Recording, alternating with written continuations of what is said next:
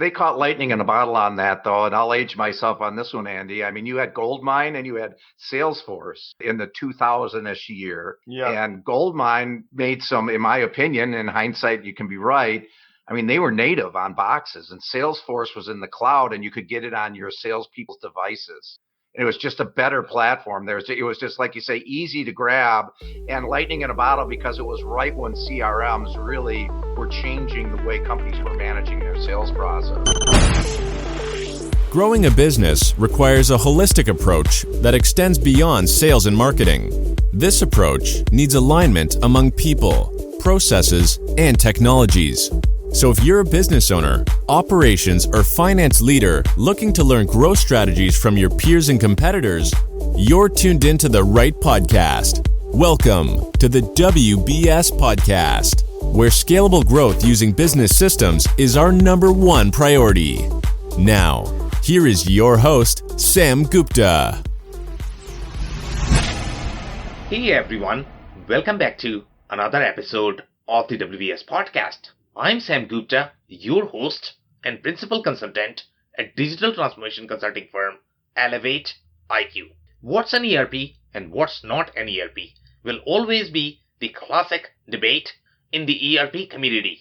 Surprisingly enough, even the largest of the largest companies missed their understanding of the secret sauce for Salesforce.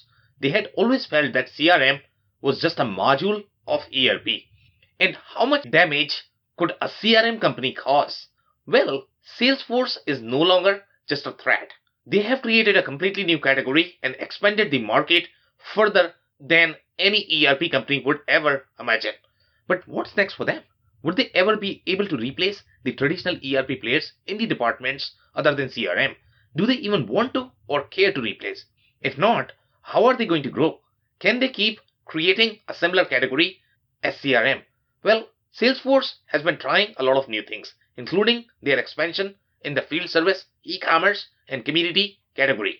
But would these initiatives have the same impact and provide the same revenue growth as the CRM category? In today's episode, we invited a panel of industry experts for a live discussion on LinkedIn to discuss major stories in the ERP and digital transformation space and an objective and independent review of Salesforce's capability. We covered several grounds, including the core focus of their product and acquisition strategy. What their potential plan could be to meet the ambitious aim of the next revenue milestone and their competitors. Finally, we covered their exposure in each micro verticals and where they are likely to be fit as a solution and where they win the most. With that, let's get to the conversation. Hello everyone, welcome to today's show. And if you're joining for the first time, this is part of our industry series for which we meet every Tuesday at 5:30 p.m. Eastern. We pick one topic or the vendor or the solution that we review independently, and we cover stories from the week that are going to be related to ERP or digital transformation. For today, we have a very exciting vendor called Salesforce. When you think of Salesforce, you might not think that it's an ERP company, but since we have been covering a lot of vendors that are sort of branching towards ERP, so obviously Salesforce is going to be super exciting to discuss what their product roadmap is and how they fit in the enterprise architecture as well as the ERP. Before we get to today's stories, we are going to start with everybody's intros. I am going to start with my intro. If you don't know me, I am Sam Gupta. I am principal at Elevate IQ. I have roughly 20 plus years of experience leading ERP and digital transformation engagements. And Salesforce is obviously part of most of the engagements. So I'm very excited to talk about that as part of Elevate IQ. We are the independent ERP and digital transformation consulting firm. We focus on the business process re-engineering, the enterprise architecture, system procurement, as well as the ERP implementation.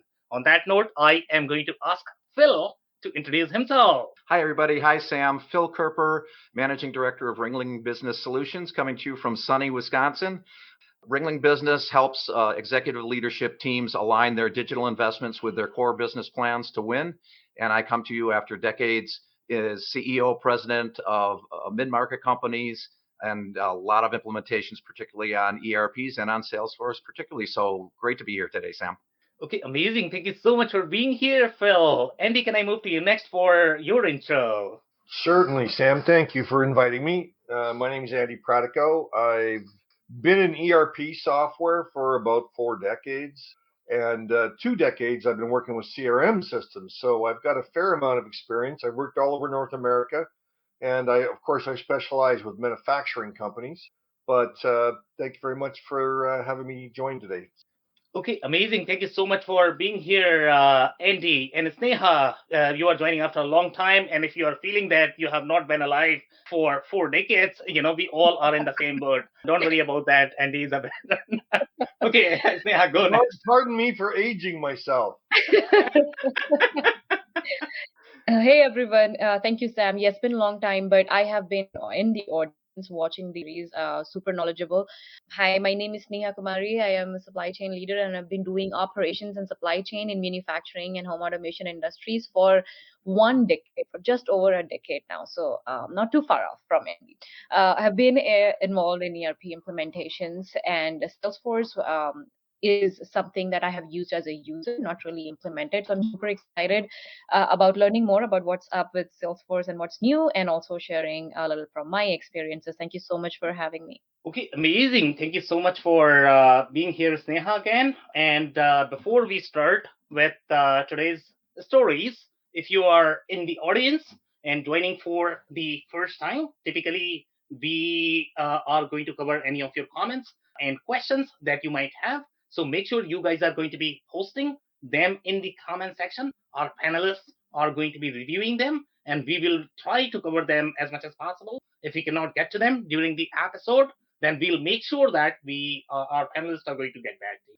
On that note, I am going to start with our first story, which is coming from our friends at Sage. And if you guys have been following the series, you might recognize that we have covered the story before, which is the acquisition of Bright Pearl by Sage. And this is the retail omni-channel system.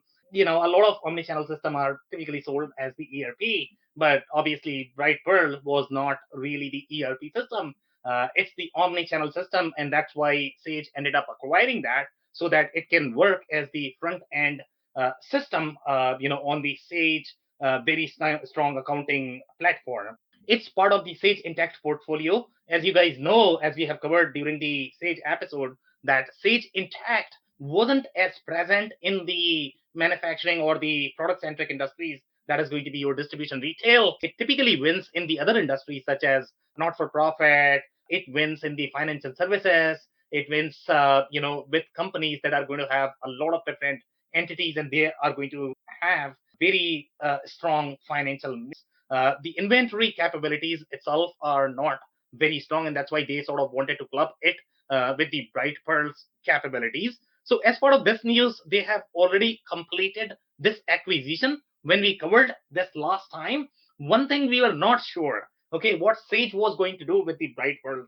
So that is clear now in the news. We were thinking that, they were probably going to consume Bright Pearl, because when Bright Pearl was sold standalone, it was getting integrated with a lot of different ERP systems in the market. So one thing that Sage could have done is it could have killed all of those integration, and they could have mandated that now Bright Pearl is only going to be sold as part of the Sage platform, the Sage Intacct platform. Just to be clear, it's part of the Sage Intacct umbrella. Now, this is the problem that a lot of different add-ons and the applications that are going to be edge are probably going to go through, because let's say if you are looking for the acquisition strategy, if a product gets acquired in the market, then the acquirer is going to decide what is going to happen to the product.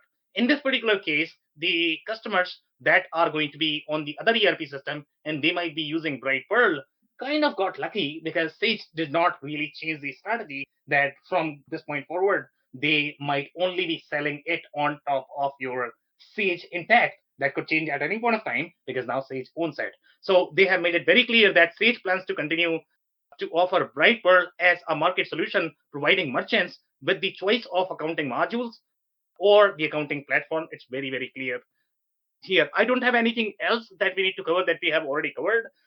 So for the most part here, they are saying Sage is in the process of onboarding early adopter customers to an integrated solution between Sage Intacct and Brightpearl. My understanding is that they already had some customers, but now I think they may have integrated. I don't know if it was pre-integrated before the acquisition, but seems like they are definitely looking for the customers on the integrated solution.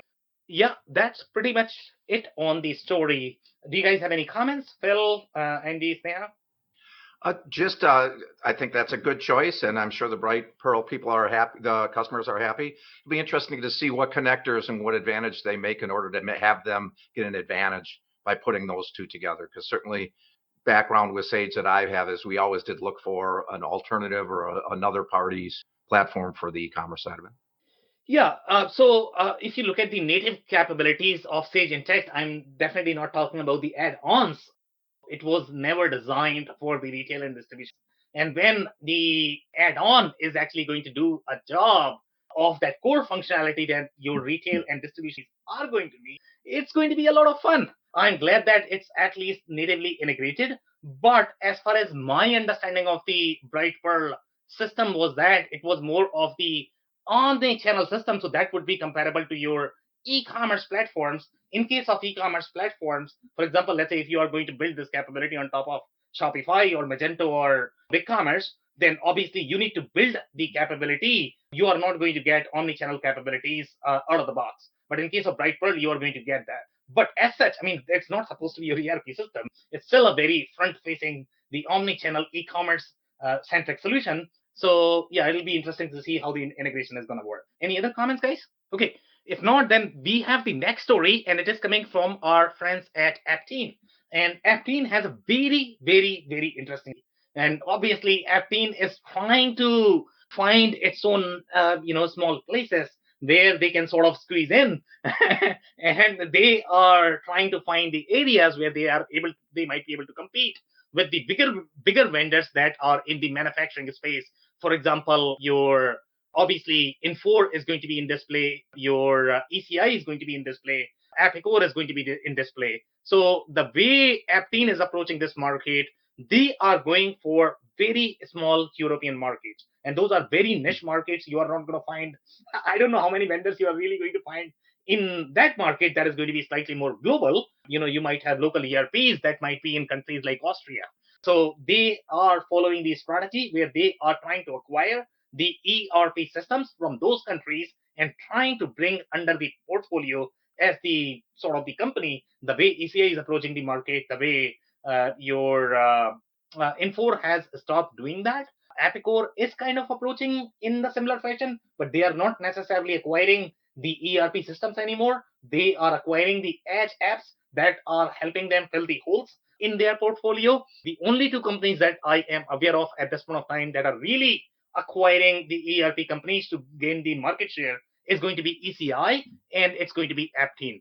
In case of ECI, they are acquiring the companies that are going to be slightly more e-commerce centric, really in that in the QuickBooks play where they are going to have much deeper industry capabilities. They are not trying to compete with Epicor or Infor. They are trying to compete with those QuickBooks-like companies that require much deeper capabilities from the industry perspective, and they might not have the budget.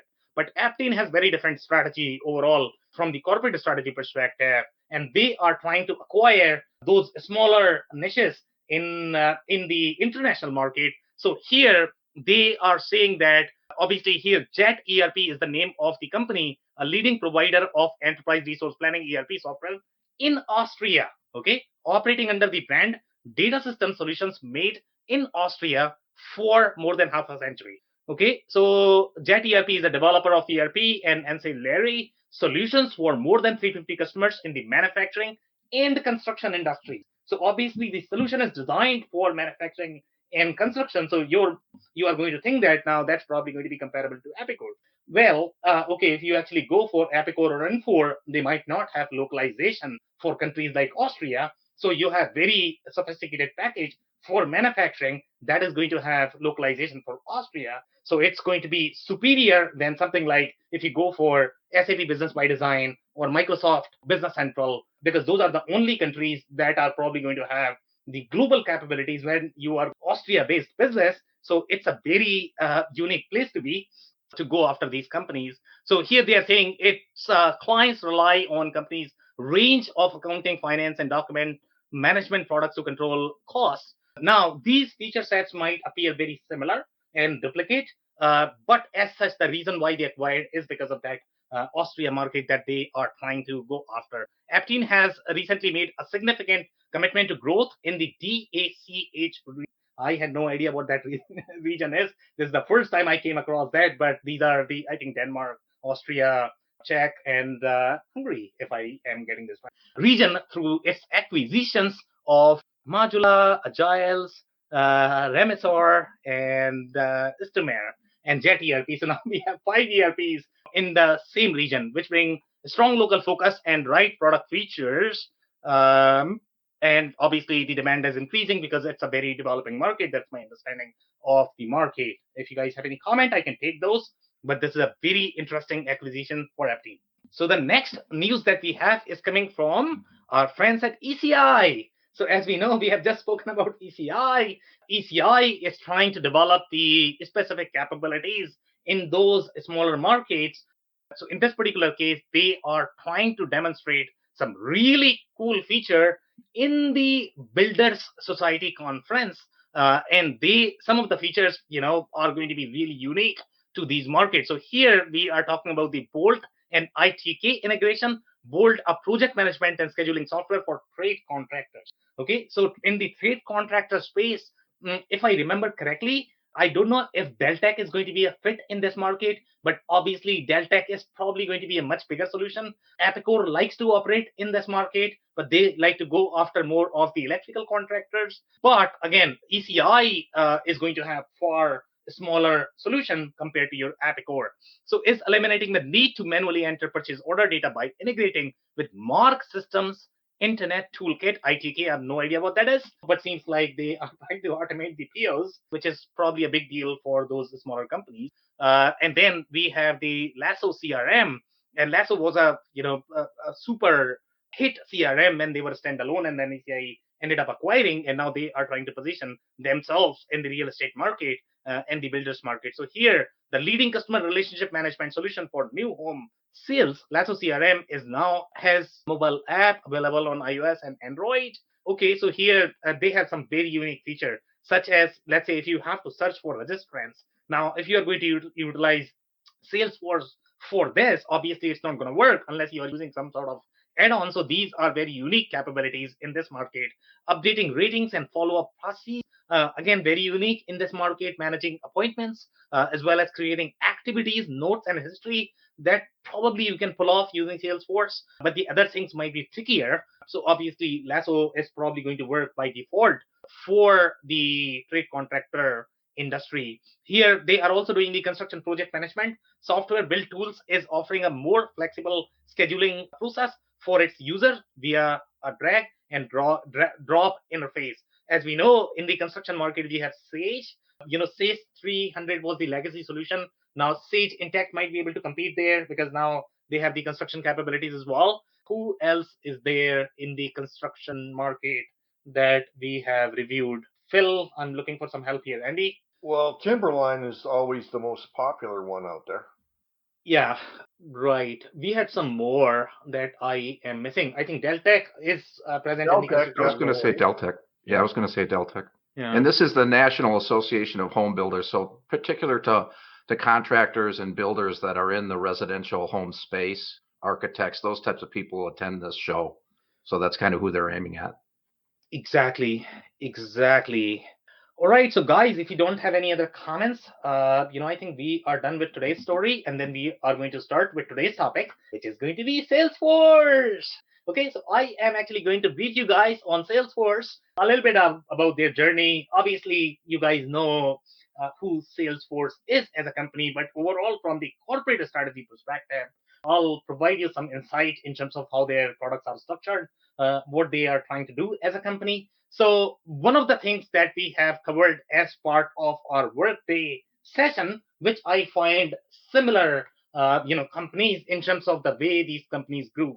For example, Salesforce, Workday, ServiceNow, To some extent, Coupa, I think these four, they actually picked just one slice from the functions. For example, let's say in case of Salesforce, they are going after sales and marketing. In case of Workday, they are going after HR. In case of ServiceNow, they are probably going after IT and field service. And then you have the Coupa, which is going after procurement.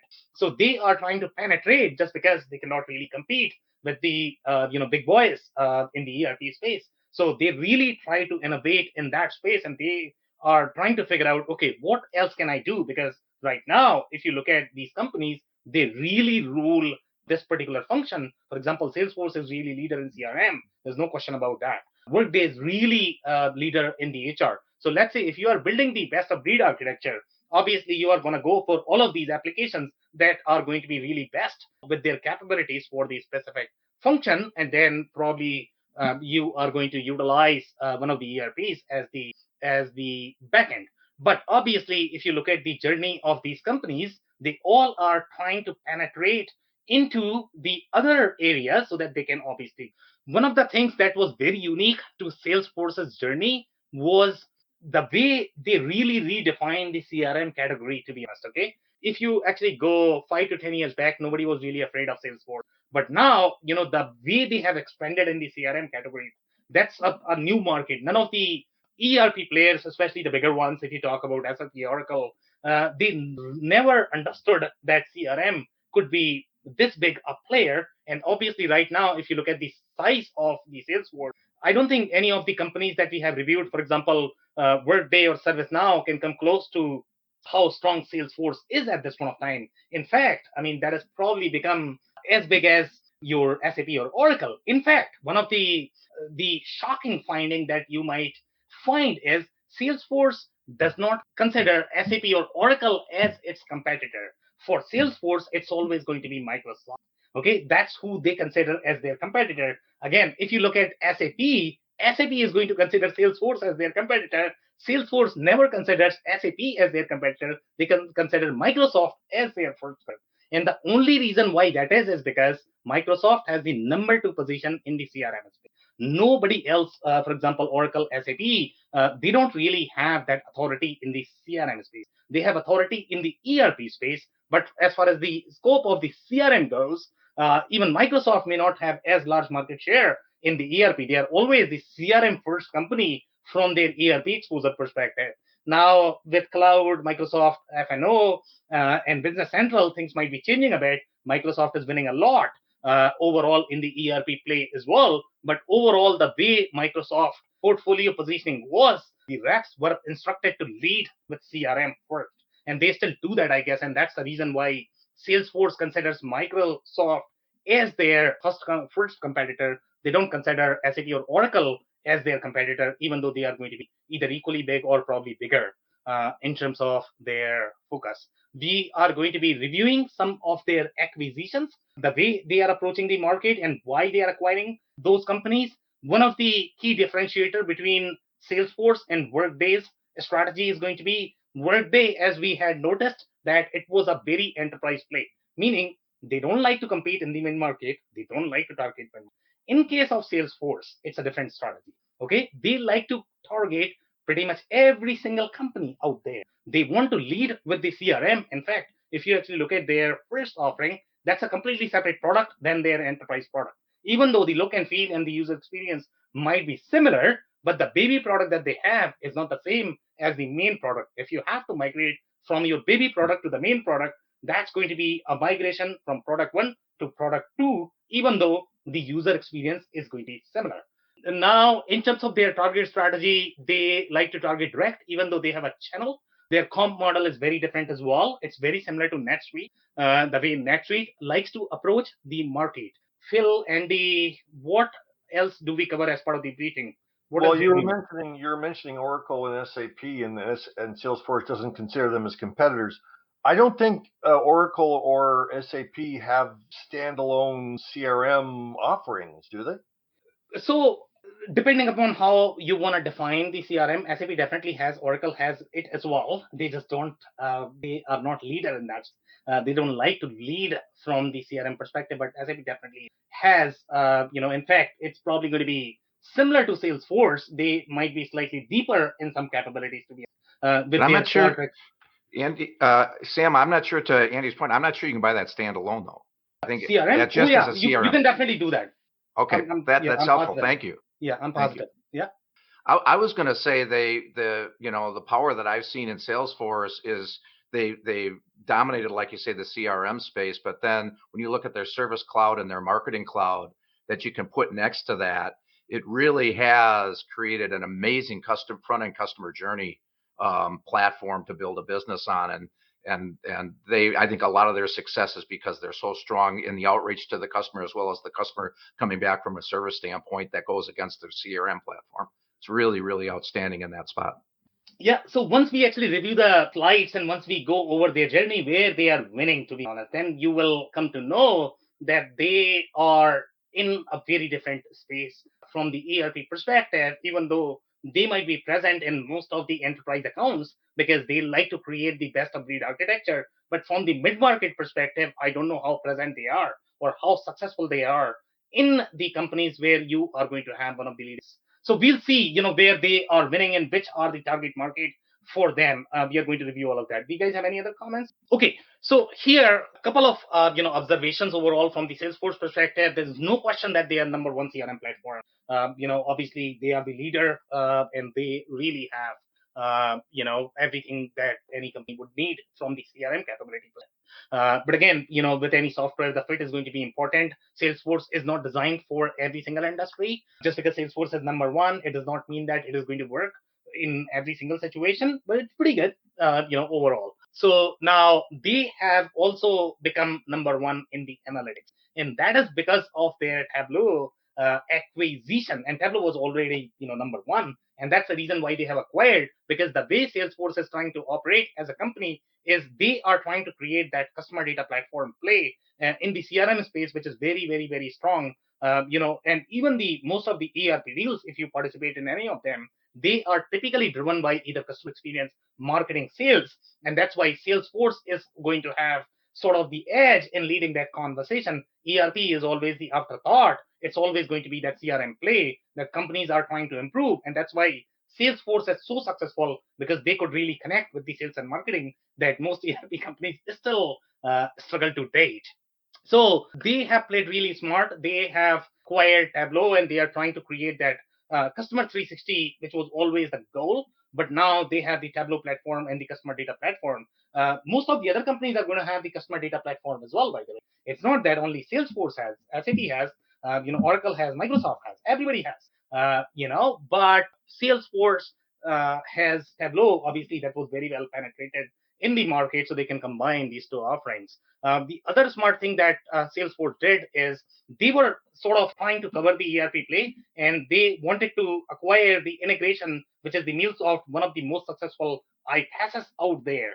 So what they wanted to do is your differentiator is really the customer experience sales marketing, right? So I am actually going to provide you the integration. I am going to be the front face, and everything else is just backend. That's how they they try to position in the market. That's why they wanted to acquire MuleSoft, which was very, very, very successful in connecting with whichever ERPs you want. As long as Salesforce is the front end, that's what they wanted to create, and that's why they acquired MuleSoft for a lot of money. This coming year, their expectation to surpass $25 billion in revenue on our way to our goal of $50 billion in next 5 years. 50 billion, guys.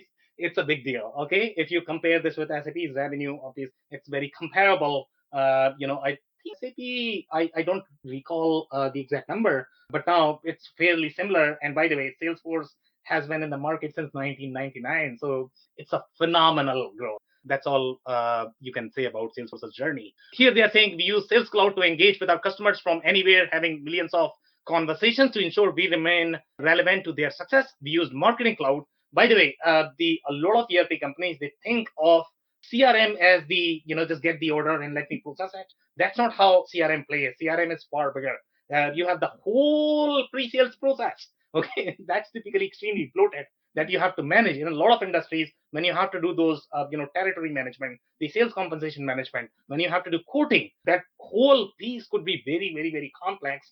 And that's why companies really like Salesforce, because, they are able to manage the entire sales and marketing process, obviously they have the marketing, automation presence as well in terms of the Pardot. Now, other competitor that you are going to have in this space are going to be Adobe, which has Marketo, and then you are going to have HubSpot. But HubSpot, from the CRM perspective, as far as my experience goes, it's weak from the CRM perspective. It's really strong in the marketing automation play. But if you look at the B2B scenarios in the CRM play, the way their object structure is, it's very, very, very loose. And then in my experience, HubSpot was really designed for slightly more consumer-centric, companies. But they try to claim that they were also designed for service companies. But based on the kind of implementations that we have seen, HubSpot really struggles with the core CRM functionality when you are going to have the fund allocation, the territory planning.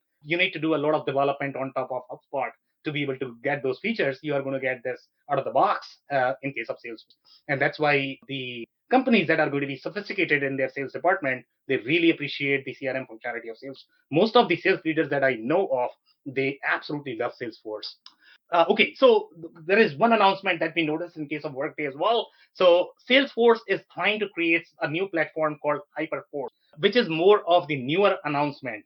What Hyperforce is, most of the bigger companies, especially in the tech space, they are trying to decouple themselves with these large cloud vendors because there is a lot of competition in them as well. For example, let's say if Microsoft is going to be your main competitor, now if you are going to use Azure as part of your cloud platform, obviously Microsoft, there is a significant risk, strategic risk overall for Salesforce. That's why Salesforce was always aligned with AWS. Okay, it was never aligned with any other platform. There were some rumors that Google is probably going to acquire Salesforce. I don't know how that was going to work out because Google does not really have any sort of experience in the enterprise space, and Salesforce is a very B2B enterprise company.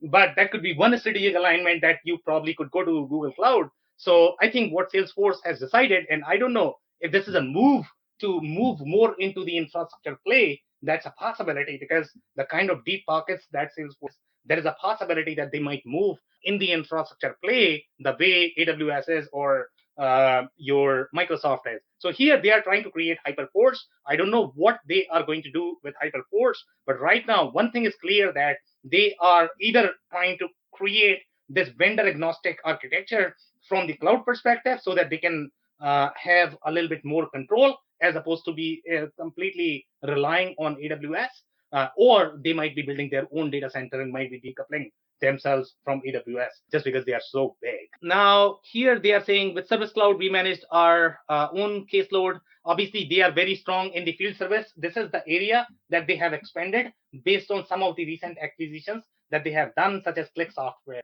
We are going to review all of that, why they acquired these companies and where they got all of these capabilities. But field service is going to be one area where Salesforce is moving very aggressively, and Microsoft has large presence there as well. Obviously, ServiceNow is going to have a lot of presence there too.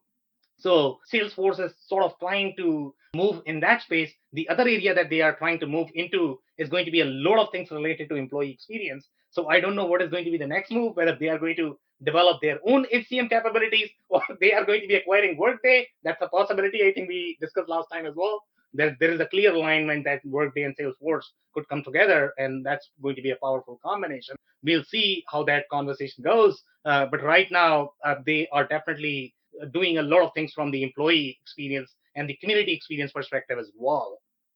We are going to be talking about Slack. Slack is a very new play for them. They are trying to develop newer category the way they have developed the CRM. So they are trying to do similar thing from Slack perspective as well. A lot of salespeople that I have personally spoken to, they feel that Slack is doing wonders in the sales cycle. There's a possibility. I'm not too sure because I don't have personal experience in that.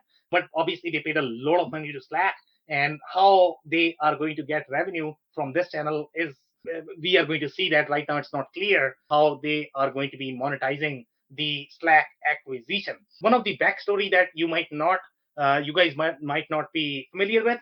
There was a big competition between Microsoft and Salesforce when they were trying to buy LinkedIn. Okay, LinkedIn was really mad overall when Microsoft ended up acquiring LinkedIn, because Salesforce, this was really aligned with Salesforce. They really wanted that. They wanted to integrate, LinkedIn with Salesforce platform, but then Microsoft actually ended up acquiring. So, that was Salesforce was really mad at that acquisition. Now they acquired GitHub after that because they actually wanted to control the development community. And here there is a little bit of play here. So if you look at the Microsoft Teams, the Teams used to compete with Zoom as well as your Slack. Those two. So obviously they didn't want to lose the opportunity because the collaboration was happening. Zoom was doing really well in the market. So I don't know if this was really because they didn't want Microsoft to acquire Slack, because that could be a possibility based on the way Microsoft was moving. But Salesforce ended up acquiring Slack. So let's see how that acquisition is going to go. But they are definitely trying to create some sort of category here with Slack acquisition, which is going to redefine sales process, the way we are going to see sales. A couple of other observations here. The backlog that we saw in case of SAP, Salesforce has similar backlog. Most likely, my understanding is going to be that it is because of that. So here they are saying they have 36 billion remaining performance obligation. So I think that is the revenue that is not recognized, but they already have the contract. So that's a good sign in general. And they have had really good growth, 24% year over year, 21 billion. That is FY21 revenue, and the cash flow is pretty good as well. So that said, do you guys have any comments? I just want to add about your point on the analytics and how especially Salesforce leads in it. And being a user, I've actually seen the power of it. Like, I'm able to measure the performance of, what kind of scorecards I got, what kind of data, like the data visualization that I can actually do through dashboards and looking at my historical data and what my trends were, and being able to get some estimates there. Forecasting, reporting is so seamless in Salesforce that it really makes this whole platform super powerful. Coming to your point, I'm touching on two different. Coming to your point on their integration with Slack, I use Slack a lot more extensively also at work, and I'm very, very interested because Slack of late has been coming up with a lot of new features in terms of building inherent meeting capabilities. And I'm just thinking, how will they make use of their channels and see how they can bring the customer support system on that platform. I'm super interested to see what exactly they are aiming to deliver by integrating Slack. Like, having used both, like as a user, I am intrigued about this integration altogether. Yeah, definitely. It's going to be interesting. Any other comments, guys?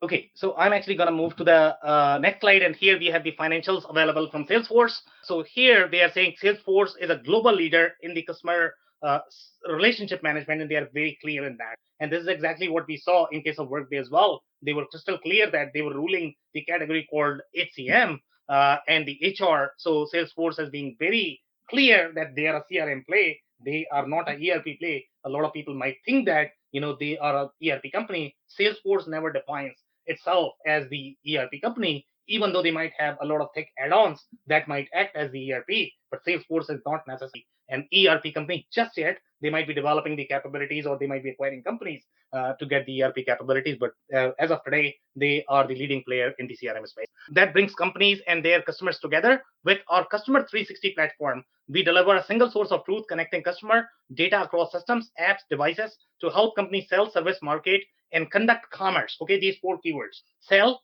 service, market, and conduct commerce. These are 4 pillars that Salesforce likes to focus on. Even though they are saying single source of truth, it could mean a lot of different things when you look at the enterprise architecture.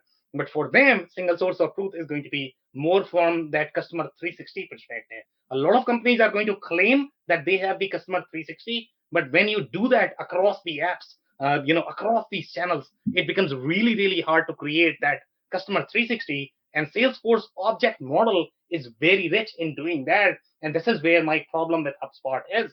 HubSpot is an amazing marketing automation tool, but when it comes to that, the object structure that sales teams need, it really struggles in that core CRM functionality. So now, if you actually look at their acquisition strategy or the product strategy, it's going to be around those 4 themes, which is going to be sell, service, market, commerce. Okay, pay attention to that. So here they are saying, since its founding in 1999, Salesforce has pioneered innovations in cloud, mobile, social. Okay, blah, blah, blah. Not important. Okay, so here they are saying they are a direct Salesforce company, and that is their primary channel overall in terms of go to market, which is similar to NetSuite. This is how NetSuite grew. Their primary channel is the direct sales force. That's very interesting because the way your partner channel is going to be, there are always pros and cons. But in case of Salesforce, and by the way, the way they are going to be investing in the product, so in their case, they have far thicker sales and service organization compared to the other companies. So here they are saying we also enable third parties to use our platform and develop our tools to create additional functionality and new applications that run on our platform, which are sold separately from or in conjunction with our service offering. Now, any of the ERP add-ons or the modules that you are going to see, that's going to be part of the marketplace. Okay, Salesforce has one of the richest marketplace. Okay, across the ERP vendors or the CRM vendors, their developer ecosystem is really vibrant, and Salesforce is making sure that companies are able to develop the additional capabilities that they need. In case of CRM, okay, some of the add-ons are going to be super meaningful because they don't really touch your operational process. When you are going to be touching the operational process or the financial processes, that's where your data integrity is going to be slightly more questionable. In case of CRM play, what you are going to do before placing that sales order, sometimes that's okay if you are going to use a lot of add-ons, and that's why Salesforce market play is successful. But typically, when you are looking at add-ons from any company, your risk is going to be similar, irrespective of whether you are buying it from Salesforce or from anybody else. So add-on is add-on, irrespective of whether that sits on top of Salesforce or SAP. It has all the risk, such as your vendor conflicts, vendor-owned code, the architectural clarity between the add-ons that you are going to acquire, whether those add-ons are going to work together with your product or not. What happens if the OEM is going to lose the relationship with the add-on provider? What do you do next? There may be a case where when your product might not work for your business if add-on is going to be really critical for your business operation. So these are some of the risks that you should be thinking about when you are looking at that. Now, one of the key acquisition, which was slightly off from the way Salesforce operates, okay, they acquired one company called Velocity. And I don't know whether you guys are familiar with Velocity or not. Velocity was Salesforce's bar, okay. They had very thick industry functionality as part of Velocity. They acquired this for a lot of money, okay. Obviously, Salesforce was struggling in manufacturing vertical. They have been trying to get into manufacturing for a very long time. They have been very successful with the CRM play, but it's sort of there, it's not there, it's very hard for Salesforce. They acquired Velocity, but Velocity has had presence in their key verticals. If you look at the success of Salesforce, where they are really successful, okay, they are successful in very unique verticals, which are going to be your financial services, which are going to be your insurance, which are going to be a lot of non-ERP verticals, the way we like to define in this community, and we'll see whether they are really successful in verticals such your manufacturing, distribution.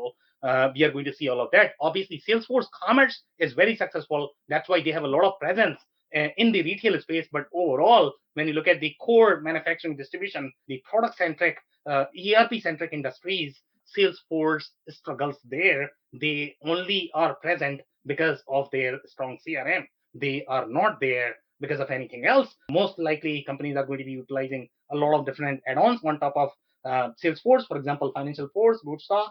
But an add-on is an add-on, guys. You need to keep that in mind. Okay, so here we are going to be talking about Velocity a lot more, what their core capabilities were and why they ended up acquiring, but they acquired because they were present in those verticals such as communication, insurance. That's where they got thick ERP functionality for those industries that nobody had in the market. So, that's why Salesforce does really, really well in those verticals. So here they are saying, delivering success from anywhere also meant developing new technologies and now with COVID, they are, I believe, the only company that are really winning in the government space where you need this community-centric delivery. For example, let's say if you talk about contact tracing. And so here they are trying to go after all of the touches that are going to be slightly more customer-centric or the consumer-centric. Those are the places they are really trying to touch. And with COVID, they got the contact tracing because if you look at cities, what is the customer for a city? It's going to be the residents that are living in there. So for them, that experience is very important. That's why they are actually trying to build that community experience, and they already have these public sector customers, and they are trying to develop additional capabilities so that they can penetrate in all of those verticals, which is going to be your service, sales, market, and commerce. Now, this is going to be slightly more community-centric experience, which is probably the fifth pillar, but they have not really specified that because they are still new in that space. So here they are saying, more than 150 international, federal, state, and local government agencies and healthcare organizations are using Salesforce technology for vaccine management and COVID-19 tracking. And by the way, that is because the Tableau obviously was very present in the healthcare space, in the public sector space. So they are able to win a lot of different deals because of that. In the sales here, they are saying, sales 360, entire sales process from leads to opportunities to billing. But when they say billing, they are not talking about the invoicing billing. They are, simply talking about the customer-centric part of billing, which is not the actual billing, it's just the communication piece, allowing them to sell faster, smarter, and in the way they want. Our customers use Salesforce offerings to store data, monitor leads and progress, forecast opportunities. Yes, you are right. Gain insights through analytics and relationship intelligence, and deliver quotes, contracts, and invoices. Guys, pay attention to the word deliver. Okay, they are not creating those invoices; they are simply delivering it. There is a difference between just delivering versus creating. So depending upon how your architecture is, you want that. If you care for the customer experience, then you are probably going to ask Salesforce, marketing automation to deliver that. But for the most part, they are created inside your ERP. In case of service, across any touch points from phone to digital channels to self-service portals with connected omni-channel engagement. Obviously, the omni-channel experience is very tricky to implement, and Salesforce is able to enable that for a lot of companies. That's why Salesforce is really attractive. Our service offering also helps our customers. Okay, now there is a difference. So when you say customers, now we are talking one level deep here. Okay, when you look at those telecom companies, they might have a lot of different dealers and they might have consumers. So now in case of that, you really need to care for that end consumer service. And that's where Salesforce does really, really well when you are talking about layers and layers of sales cycle and layers of the distribution, where they are saying resolve top routine issues with predictions, recommendations, and chatbots across digital channels. In addition, service offers a field service solution that enables companies to connect agents, dispatcher, and mobile. Guys, they didn't have the field service capabilities. They got it because of the recent acquisition. So we are going to look into that. I can take any comments you might have. Otherwise, I'm going to move to the next slide. Okay, so here we are talking about the next pillar, which is the marketing and commerce. Obviously, their marketing is extremely strong. Here they are saying enables companies to plan, personalize, optimize one-to-one customer marketing journeys. Obviously, HubSpot is going to do all of that as well. But here we are talking about Pardot is the product that Salesforce has. Now they call Marketing Cloud. People typically like the Salesforce as the CRM, HubSpot as the marketing automation. That's the combination that we typically see in the market because Salesforce is obviously going to be extremely expensive. In the beginning, at least, HubSpot could be slightly cheaper for the marketing automation scenarios. So that's why companies sort of like to use the Salesforce plus HubSpot combination. But, Salesforce has the complete suite if you are trying to create that experience without worrying about the integration. So here they are saying including interactions across email, mobile, social, web, connected products. And obviously, this is going to be a connected customer experience. The commerce is obviously very strong. Okay, it competes with products like SAP Hybris, which is another strong product in the commerce category. There's no question about that. It's an amazing product, SAP Hybris. Okay, there are some other commerce products, that compete in that space, but SAP Hybris and Salesforce Commerce obviously are going to be two leading in that category. Oracle has a lot of presence, but right now I don't know how they are doing in this. So some of the verticals that Oracle really used to do well, I think they lost some market share there because they are now winning in the ERP. But overall, I think it's a zero-sum game. They are winning somewhere, they are losing somewhere because some of the products that did really well in the past, now they are not doing as well. Now SAP acquired some of the e-commerce capabilities and they are able to do well in these verticals, but they are losing in the core ERP game a little bit. Here they are saying the commerce service offerings empowers brands to unify the customer experience across all points of commerce, including mobile, web, social store. Obviously, they are not doing justification for the kind of commerce capabilities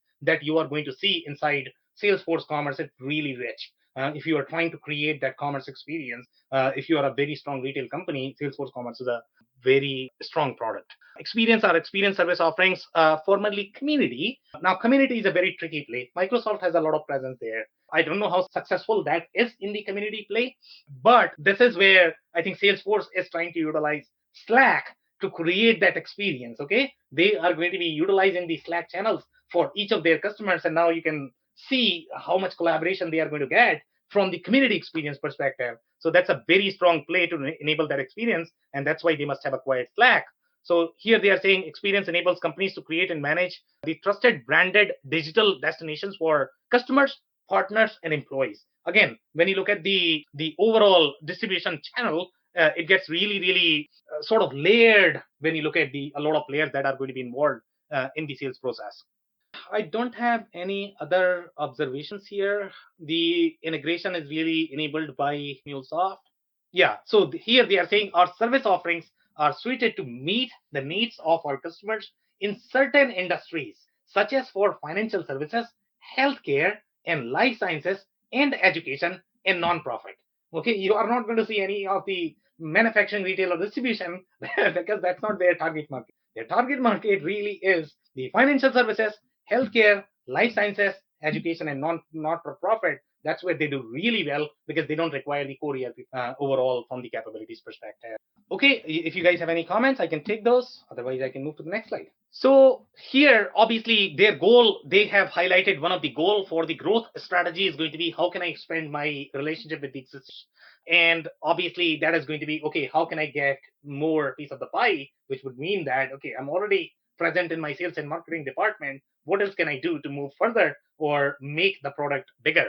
So here, obviously, they are thinking about that. So as our customers realize the benefits of our entire suite of service offerings, we aim to upgrade the customer experience with new products, premium editions, and additional subscription by targeting new functional areas and business use. Now, they have been very clear here that they are trying to target other business units. What is going to be that next? So obviously, they have been trying to get into field service, which is a very strong play for them for some of the industries that they are targeting.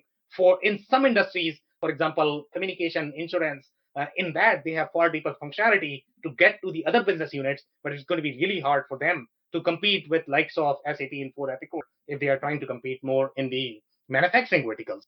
So they are not trying to go there because these industries have far more space for them to be able to grow. Here, security through our own development, acquisitions, and partnerships with existing customers through our additional support offerings. Customers, a digital trusted advisor. Everybody is, Salesforce is not the only one inspiring enterprise-wide digital transformation. Obviously, sales and marketing are always going to be the driver. Then you are probably going to do a lot of ERP work as well as part of those digital transformation engagement. But it always starts either from sales, marketing, or customer experience, and that's where Salesforce really have an edge towards these engagements and the customers. And they are also trying to grow globally in the newer regions. Obviously, they are doing really well in North America. They are present globally, but that's going to be their next strategy, how they are trying to grow. Expanding into new categories and verticals, they are extremely clear here. So they are saying we are delivering innovative solutions in new categories driven by our existing and potential customers' needs, include analytics, e-commerce, collaboration, integration, and by the way, guys, workforce management.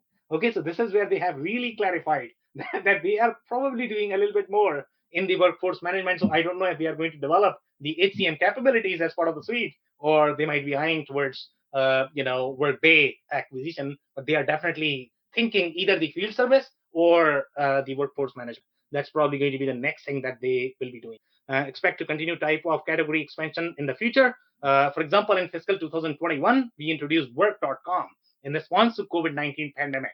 Work.com offers new technology solutions and resources to business and community leaders around the world, reopen safety, reskill employees, and respond efficiently on the heels of the pandemic. So again, this is a very HR play.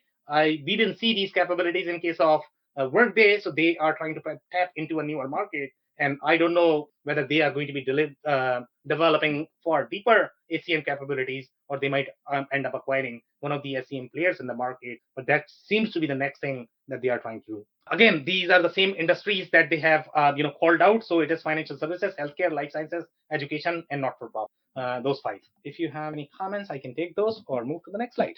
Well, I was just going to Yeah. say that Salesforce has done an amazing job in basically taking over the market of the CRM space. Where they really got their foot in the door at the beginning was they had a low entry cost to get into it. And it was, of course, monthly because it's a SaaS offering. So it was easy for the middle managers to get approval. They had authority at that level. So they were able to get these things put through without any budgets. So they've done an exceptionally great job of getting a very long following. And of course, now they're doing amazing. So the only comment I'm going to have there is there were like a million SaaS companies there, and they were actually following the same strategy. And there is only one company that is 50% in revenue, and that is Salesforce. Yeah, they caught lightning in a bottle on that though, and I'll age myself on this one, Andy. I mean, you had Goldmine and you had Salesforce in the 2000-ish year. Yeah. And Goldmine made some, in my opinion, in hindsight, you can be right. I mean, they were native on boxes, and Salesforce was in the cloud, and you could get it on your salespeople's devices. And it was just a better platform. It was just, like you say, easy to grab and lightning in a bottle because it was right when CRMs really were changing the way companies were managing their sales process. But the other thing I wanted to add here, Sam, is, and it's the last slide, that was their growth strategy. I think you have to look at that as an incomplete slide. They're a $21 billion company saying they want to be 50 in 5 years. There was nothing on that page that takes them to $50 billion. They're going to have to take a big hunk of that cash and do some real acquisition work or expand somewhere in order to get that type of growth and actually get to 50B.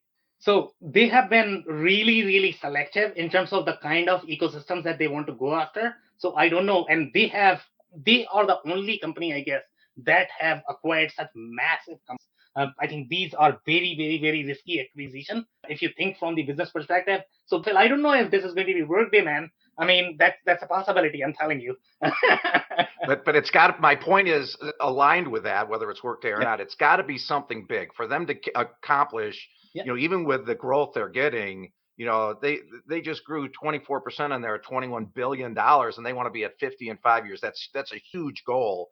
But the other thing when it comes to growth and acquisitions, while we're on, I was going to do this one at the end, Sam, but I'm interested in your view. I think MuleSoft is really the interesting outlier here because it's an API development tool, right, at its heart.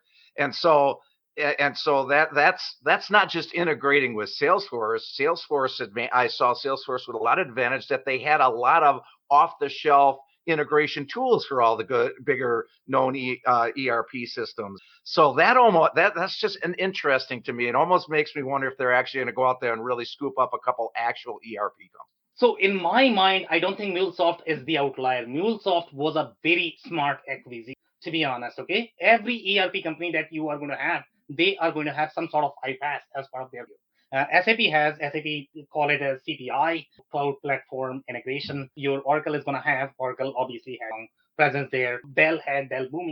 So every company was trying to get that integration pie because this is how they sort of push their product. So for example, let's say if you have MuleSoft, your strategy is going to be, I am going to be developing every single connector that actually pushes for product as opposed to something else. So again, as a customer, what you should be thinking is if you're buying MuleSoft, you are tight coupling yourself with Salesforce a lot because the MuleSoft is vendor owned. When it was vendor agnostic, typically your goal should be to create that vendor agnostic architecture. But now every company is trying to push their own integration platform, and that's how they push their products. So here, in my mind, I think MuleSoft was a very smart acquisition, and they are number one in that category. If you look at the integration, if you look at analytics, if you look at CRM, but in my mind, the biggest outlier is already Slack. If they are really trying to get to $50 million, I don't know how they are going to convert that into revenue. WhatsApp did really well in the developing markets. They are able to commercialize that. Okay, whatever Facebook paid for WhatsApp is doing really well from the communication perspective. But I don't know if they will be able to monetize to an extent that they are going to get to the $50 billion. They could have paid this to something else. But then there was a threat from Microsoft that they may have acquired Slack. And then I don't know what Salesforce would have done. So obviously it's a very tricky place to be, but they could have acquired something like Workday in place of Slack, and they could have got far more revenue. But from the long-term perspective, it's a different. Well, I'm going to push back a little on Sam Gupta, Okay. which is always a dangerous place to live in these. But Slack makes more sense to me in their sales, service, marketing architecture of what's important than MuleSoft. And I think MuleSoft is a precursor to something else because. And here's my argument. Salesforce was already so big, Sam, that they had all of those off-the-shelf apps that had API built-up connectors. You could get a Salesforce connection to almost any ERP system almost off the shelf. You didn't need MuleSoft to develop it. So I still think that's the outlier to an extent that it's leading to something else in my mind. Whereas Slack, I think you said it earlier, Slack was probably a defensive play because they had lost out with linked it to Microsoft. And they probably grabbed on that just so that Microsoft wouldn't scoop it. So I think that's as easy as a good argument on the reason. So the only comment I'm going to have there, Phil, for you, when you are into that integration play, you can do a lot more. You have a lot more control overall in the architecture. And that's why, in my mind, I think the iPaaS play is very, very, very strong. We'll find out where they are going to grow and what they are going to acquire next. But right now, I think I'm super confident on MuleSoft. I'm not as confident on Slack, but we'll see. We'll find out. Okay, that was fun, Sam. It was fun. Okay, so here, we are looking at some of the comments related to the architecture. So multi-tenancy is the architectural approach that any of the cloud companies that have taken in the market. Salesforce started born in the cloud, as we all know, and most of the companies are going to have that multi-tenant architecture. So there are no surprises here. And they are trying to spread the cost of delivering our service across our user base and scale our business faster than traditional software vendors. No surprises there. Our services to our customers from infrastructure designed and operated by us, but secured within third-party data center facilities. So this is where they are saying that they have the third-party data center facilities, but they are still operating. So I would think that this is probably going to be similar arrangement as some of the other players that we have seen. Salesforce was primarily on AWS. That's my understanding of their offering. So it seems like they have some presence in the third-party data center as well.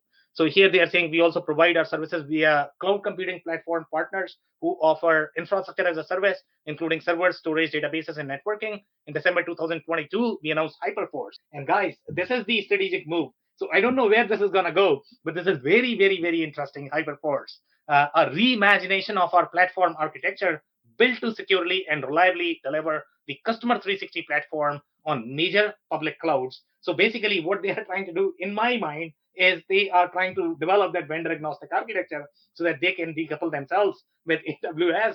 And obviously they don't want to align themselves with Microsoft because obviously that's their largest competitor.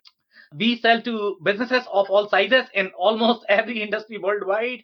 Subscription at each of our customers range from 100 to thousands. We have discussed this, that they are targeting not just the enterprise customer, they are also targeting a lot of SME customers too. We do not have any material dependencies on any specific product, service, or particular group or groups. Okay, in case of Workday, they were very dependent upon enterprise customers. In case of Salesforce, they are far more diversified. Here they are saying we sell our services primarily through our direct sales force. We have discussed this. That's their primary distribution model. But obviously they are selling through some of the SIs and the large system integrators.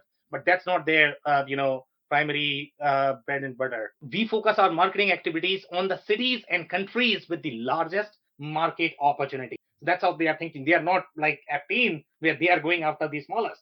I mean, you could have whatever strategy you want. Obviously, Salesforce is really big, so they are going after the largest market opportunity. Here, some of the risks that they have identified, and this risk is really important overall from the product strategy perspective. So they have very clearly outlined that failure by us to expand our services beyond the CRM market and to develop and integrate our existing services in order to keep pace with the technological developments. So Phil, integration is always a tricky keyword in the enterprise software market. So obviously that's a big risk for them. If SAP does not allow them to integrate with them, or they are trying to create some sort of block, which any vendor can do, to be honest. I mean, they don't have to allow integration, but Salesforce is this big, they have large market share. That's why they are allowing, but any vendor can block anybody, and then they just don't want to do that. And then how are you going to use Salesforce? So that's why this is a risk for Salesforce, that number one, they should be able to penetrate beyond your CRM market, and they should be able to integrate with the other products, and integration is always going to be extremely tricky when you are working on these enterprise deals. Here they are saying our offerings include work.com, Customer 360 Truth, and other offerings remain relatively new, and it is uncertain whether our efforts and related investments will ever result in significant revenue for us. Obviously, they are trying a lot of new things. I would be doubtful as well, because that is very new, and there is no guarantee that they are going to get the revenue. If you are trying the enterprise software play, which is already proven, tried, and tested, you are going after ACM market where you have, let's say, I don't know, $10 million revenue already sitting on a table. Obviously, that's far less riskier because you have a proven revenue there. But they are trying for newer things. This could result in something like CRM, or this might result into $0. Who knows? So we'll see how this is going to work out. But so far, Salesforce has been able to create the newer markets, and they are really, really good at that. So the introduction of significant platform changes and upgrades, such as our introduction of Hyperforce, which is another new thing that they are trying, may not succeed, and early stage interest and adoption of such new services may not result in long-term success or significant revenue for us. I can take any comments if you guys have, or move to the next one.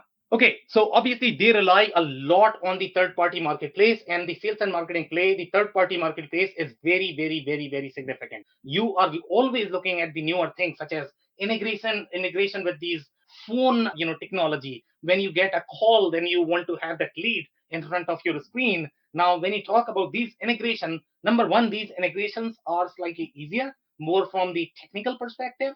Okay, they are not as difficult as your financial or operational integration, which are always difficult because now you are operating on the financial data. You are operating on your customer record. Here, you are just doing a bunch of calls.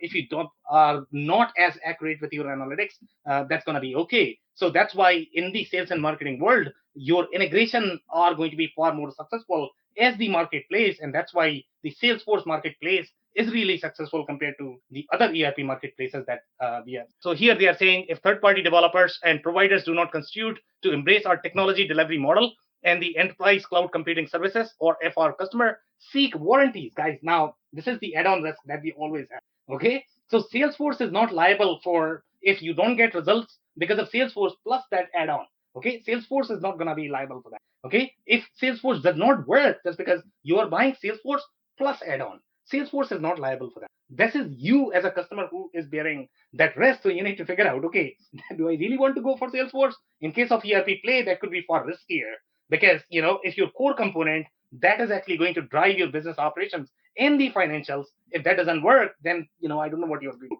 because you are completely reliant on that vendor who is providing you the core ERP functionality that obviously Salesforce is not going to be liable for. They are going to be liable only for their platform. Here they are saying our success depends on the willingness of a growing community of third-party developers and technology providers to build applications and provide integrations, data, and content that are complementary to our services. A third-party technology partner access to their data. We do not provide any warranty related to the functionality, security, integrity of the data access.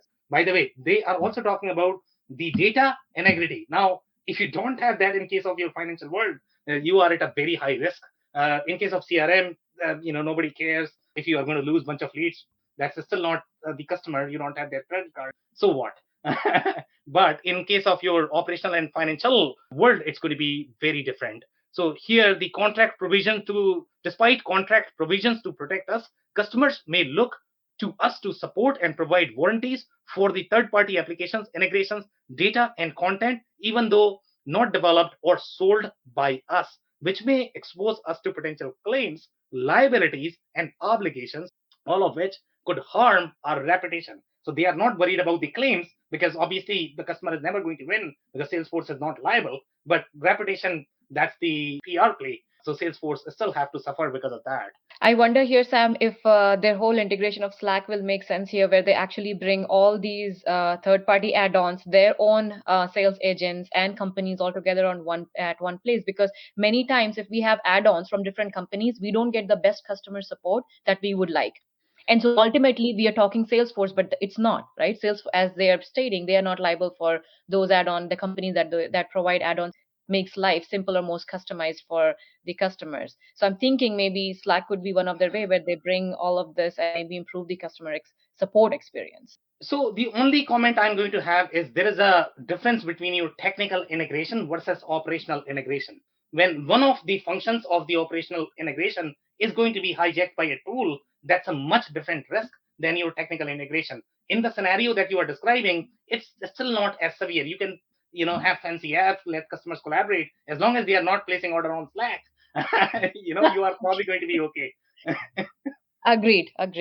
Yeah. So here, one of the comments related to these are the acquisitions that they have done. So one of the, acquisition that they have is the Velocity. The acquisition date fair value of consideration transferred for Velocity was approximately $1.4 billion. Guys, they paid a lot for a bar. Can you believe that? Okay, these are the guys who actually built industry functionality on top of Salesforce platform, and they ended up acquiring that because obviously that was critical for them to be able to win deals in the insurance, communication, media vertical. And Velocity was really strong. I'll show you a couple of feature sets that were really critical for them to get there. The next acquisition that they have is the Evergage, is a cloud-based real-time personalization and the customer data platform. Now, as I mentioned, SAP, Oracle, Microsoft, everybody has customer data platform. So obviously Salesforce had to get that because that's probably the future of commerce. Not many companies are really utilizing capabilities of the customer 360 or the customer data platform, but that's definitely a future that a lot of companies are going to be doing, and that's the reason why they had acquired this for roughly $100 million to make sure that they are covered from that perspective. Now, Click Software is the company that they have acquired, and that's how they got the field service management solution. So now they are probably going to be competing with likes of the ServiceNow and obviously the Microsoft as well. That is their main competitor. Now here they are saying Salesforce.org, they have done a little bit of spin-off for this not-for-profit, and they are saying that one-time cash payment of $300 million for all shares of Salesforce.org to the independent non-consolidated Salesforce.com Foundation, which is going to serve the company. And Salesforce.org had existing reseller and resource sharing agreements that, among other things, allowed Salesforce.org the right to resell select company offerings and related upgraded support to non-profit organizations and for-profit and non-profit educational institutions. So I think there is a little strategic problem here. The reason why they must have spun off this is because obviously as the Salesforce or for-profit entity, I don't know if they were able to win these deals because sometimes there could be conflict of interest and they must be losing. That's why they had to spin off. And now this is basically serving that public sector vertical. That I don't know what would be the driver why they would spin this off, but that could be one reason why they must have done it. If you guys have any other insights, I'm happy to take that. The other acquisition that they have done is the CloudCraze. CloudCraze is a commerce platform that allows businesses to generate online revenue and scale for growth. CloudCraze delivers integration across commerce, sales, marketing, and service. So this is what was done in 2018 as well. I don't know if this is how they got the commerce capabilities, but seems like they have got all of these capabilities very recently, and this is how they are trying to penetrate into the other verticals. They map anything, acquisition that they got is for the field service. This is how they are doing the map-based visualizations, asset tracking, route optimization for field sales and service teams. Obviously, this is critical for them because they must have a lot of threat from ServiceNow because ServiceNow is actually moving this as well. So, and ServiceNow is far more natural to those field service use cases and the IT asset use case than your Salesforce is going to be. So, there is a little bit of competitive battle there. That's why they must have acquired Map Anything. And then Dataroma is something like your Zoom Info. That's how they got data, and that's why they wanted to acquire LinkedIn as well, to be able to integrate everything as part of one CRM platform. But obviously, they could not acquire LinkedIn. But Dataroma is also part of the Salesforce CRM play. Now, if you actually look at their roles, this is similar to what we saw in case of Workday. So they don't like to target everybody in the organization. Right now, they are simply targeting sales, service, marketing, IT. Okay, they are calling digital, but as we all know, digital does not mean anything. There are some companies that have the digital very clearly identified. Typically, that is either going to belong to marketing, customer service, sometimes IT, depending upon how you see it. But these are sales, service, and marketing are the personas that they are typically targeting. The industries, if you actually look at their main industries, are going to be financial services, healthcare and life sciences, communications. Consumer goods is there. There are some scenarios in consumer goods which might be tricky for Salesforce, but they are not necessarily targeting those ERP centric industries. Okay, their play is still very financial services, healthcare, communications. That's where they've been most. Now, if you actually look at some of the banking verticals, we have not seen any players being present in those verticals, to be honest. I mean, these were very custom development shops. If you look at the investment banking, retail bank, companies like Accenture and TCS, they did wonders in those verticals because they were all developing the custom products. So this was a new play for Salesforce that they could really get into that and they could sell CRM. That's why this is a new market. So obviously they have a lot of different features here that are really designed for those financial services vertical. If you actually pay attention to the feature set, that is going to be very unique that you are not going to find anywhere else, and that only Salesforce has. And that's why Salesforce really wins in those verticals. But again, it is because of those functional capabilities. It's not just because of the technical capability, CRM, that they are able to provide omnichannel experience. It is those functional capabilities where you are getting a lot more out of the box for the banking customers that you are never going to find in SAP. Some more examples here. For example, let's say if you look at the insurance vertical, in their case as well, they are going to require very unique feature set to manage their entire deal flow, to manage their customer interaction. Traditionally, all of these platforms were custom built. Salesforce is able to penetrate into those verticals because they have out of the box functionality for those verticals. But again, they are winning there because they have these deep feature set for those sales and marketing organizations that none of the other platforms have. But these are really the functional features. It's not just the technical product that Salesforce is being known for in the CRM play. So now, if you actually look at some of these spaces, such as your healthcare insurance, for example, payer and providers, the way they manage their relationship with the payers and providers, the way they are going to manage their member portfolio, it's very, very, very different. That's not your core ERP market. None of these companies ever utilize any sort of out-of-the-box CRM. So Salesforce actually could create a new market for all of these companies that now they are able to use the enterprise software and they are paying the license. But traditionally, these were very custom development shop that they had to build a lot of things from the ground up. But now Salesforce is penetrate into those verticals, and that's the reason why Salesforce is $50 million, guys. It's not that SaaS play because there are a million companies that could actually create SaaS, but they are very functionally rich in those industries that are slightly more non-ERP. They have, for example, patient-centric experiences. Again, you are not going to find this kind of experience anywhere else. Obviously, Salesforce provides very strong workflow for the patient experience. MedTech, I'm not too sure if they do really well in the MedTech space. Viva is the CRM that really wins in the pharma and MedTech space. Salesforce does not win, and the only reason why Viva wins against Salesforce is because of their functional richness of the product. Salesforce does not do as well in that vertical, but Salesforce must be winning at least some. Here, this is where the capabilities that came from Velocity, for example, if you look at the technical catalog. Now, if you look at these slides, you are going to feel that this is very ERP-centric function. But when you look at the product administration, when you look at the technical catalog, such as create and manage technical products, decomposition rules, and orchestration plans, okay? This is not your commerce products, guys. Okay, this is the communication.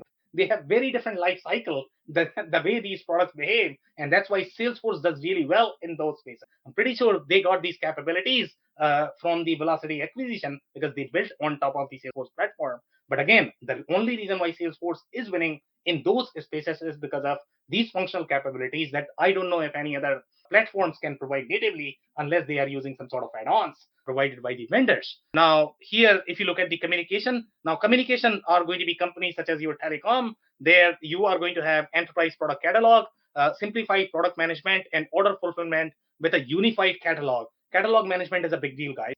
In case of communications, they have really complex catalog. Maintaining that is very, very, very difficult. And the reason why SAP acquired companies like, I think, Calidus Cloud, because they could do a lot more things. But again, I think Salesforce is going to have far deeper capabilities. So even SAP is probably going to struggle there against Salesforce, especially in these workflows. They might be stronger in the financial operations ERP, but they might be struggling these workflows. And that's why the bigger companies are probably going to go with Salesforce plus SAP, Salesforce plus Oracle. That's what they would do. So that's pretty much it on this slide. The consumer goods is the similar. Here we have things like trade promotions. Again, managing trade promotions is very, very, very hard inside ERP when you have to manage that entire B2B workflow from the dealer perspective when you are doing, let's say, the fund allocation so that they can run their marketing plan. Now, implementing that inside CRM is a very tricky task. Implementing that in ERP, because ERPs were never designed for the sales and marketing department. And that's why Salesforce does really, really well in those B2B workflows when you have to maintain your trade promotions, when you have to do account planning, when you have to do robust territory planning. That's where Salesforce really shines in providing that thick workflow for the sales organizations as well as the marketing organizations. Here, again, I think I am getting a little hint here that they are trying to do a lot of HCM capabilities. As you can see, they are trying to do hire to retire, which is typically the HCM process. So I don't know what's next for them, but they are definitely hinting a lot more that they are working on things related to experience. But we will find out in the next coming years, which is going to be their next acquisition. Obviously, they are going to acquire somebody to be able to meet the 50 million goals that they have set out for themselves. So we are going to find that out. A lot of really great information there, Sam. An amazing company, just a fabulous company. Two things. One of them is that you mentioned their higher price model, but their direct selling model is a very, let's put it this way, they use their own sales funnel and follow up and marketing processes to a T. It's hard to have a meeting with a Salesforce rep without having it be professionally ran from a sales standpoint. They know exactly where you are, why you're having the meeting, and they're trying to sell you that next good bell and whistle for their software. And I mean that complimentary. They really do train their people amazingly. And the second one, I just want to reiterate, I'm going to be fascinated to see what they do with that cloud play. And whether that is truly going to be, they set a public cloud, or is that really going to be to decouple of them from potential competitors, or are they actually getting into the cloud business? And I think that's another really interesting one to watch. I agree. Andy, Sneha? Yeah, I was going to say great comments, Phil. They are a higher priced product than a lot of the other CRMs out there, but it's supply and demand. I mean, they've got the name brand, they've got the name recognition. People are buying it just from that, and they're willing to pay more. And the fact that it's even a great product is even better. But I mean, honestly speaking, the product really works for if you have very sophisticated sales process and the sales department. You probably need that. I have seen companies getting challenged with the other product. It's not that easy. Salesforce is not just doing it because of their brand. Very advanced CRM system, no? Yeah. Sneha? Yes. Thanks, Sam. You brought in a lot of new information for me as well that I have to really keep a close eye at. I would have to say, like, as I said, this is by far the most powerful CRM tool that I have used, and the usability in terms of a usability experience, it's great. I know that Salesforce also has their leadership has, they want to invest in low code automation tools, so which clearly indicates why they want the user interface to be more seamless. And there's only so much and so far that they can spend in training people. So they do want to invest in automation. I also have seen that they you were talking a lot about acquisitions, and Phil brought a great point. Like, how do they actually, what's their path to go from this from current state to $50 billion? And I've read that they have been looking into VC bets. So looks like they will definitely go into some acquisition. What those acquisitions would be, we don't know, but clearly something to watch out for that space. But thanks for this interesting discussion. Really enjoyed it. Yeah, Sam, she made a great point. The UX on Salesforce is amazing, just amazing what you can do without writing code. Yeah, I'm gonna have to agree with that. Any other comments, guys? No, just keep these sessions coming. They're so useful, so informative. Guys, in closing, the Salesforce platform is amazing. There is no question about that. It's the number one CRM. That's their play. If you are using the Salesforce for the ERP play, pay attention to where they are strong and where they are winning, and which are the add-ons that you might be utilizing for some of the core ERP industries. And unless you are trying to create that best of breed architecture, which obviously has a cost and price tag associated with it, when you have to integrate Salesforce with some of these platforms, the bigger companies can afford. But if you're a small to medium sized company, you really need to pay attention to whether you can afford that integration, because sometimes that integration could be very thick. But obviously, if you are buying for the core CRM functionality, Salesforce is definitely, you should be looking at, as the CRM platform, especially if they might have very thick sales and marketing functionality for your industry. On that note, guys, if you're joining for the first time, this is part of our industry series for which we meet every Tuesday at 5:30 p.m. Eastern. We pick one vendor or the solution and we review that independently. And we are always going to have a bunch of stories that we cover as part of the show. So make sure you are not going to miss next week's show. We are going to be here with another vendor or the solution. On that note, thank you everybody for their time and insights. Thanks, everyone. Thank you. I cannot thank our guests enough for coming on the show, for sharing their knowledge and journey. I always pick up learnings from our guests, and hopefully you learned something new today. If you want to learn more about Andy Pratico, head over to essoft.com. It's ESSOFT.com. If you want to learn more about Phil Kerper, head over to ringlingbusness.com. It's ringlingbusinesssolutons.com. If you want to learn more about Sneha Kamari, follow and connect with her on LinkedIn. Links and more information will also be available in the show notes. If anything in this podcast resonated with you and your business, you might want to check other related episodes, including the interview with Daniel Engelbreston, who shares his insights into the demand generation strategies for new product development. Also, the interview with Tom Rodden, who discusses the nuances of medical device manufacturing and how it differs from generalized manufacturing. Also, don't forget to subscribe and spread the word among folks with similar backgrounds. If you have any questions or comments about the show, please review and rate us on your favorite podcasting platform or DM me on any social channels. I'll try my best to respond personally and make sure you get help. Thank you, and I hope to catch you on the next episode of the WBS Podcast. Thank you for listening to another episode of the WBS Podcast. Be sure to subscribe on your favorite podcasting platform so you never miss an episode. For more information on growth strategies for SMBs using ERP and digital transformation, check out our community at WBS.rocks. We'll see you next time.